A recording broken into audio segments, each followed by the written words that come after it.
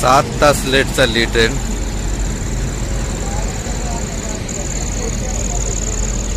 काहीतरी विसापूरमध्ये काम होतं बहुतेक पुढे. स्टेशनला पण थोडं काम झालेलं दिसतंय. पण पुढं पण त्या इकडे तसं काम चालू काहीतरी होतं. तर ब्लॉक निघलाय म्हणते ते, पण समोरून गोवा एक्सप्रेस अजून कोणती तरी ट्रेन येते.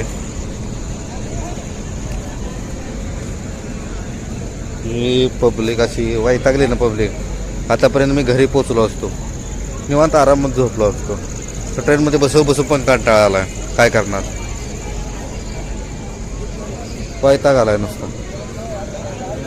पब्लिक पण वैतागणार. 7-7.5 तास लेट झाले. तर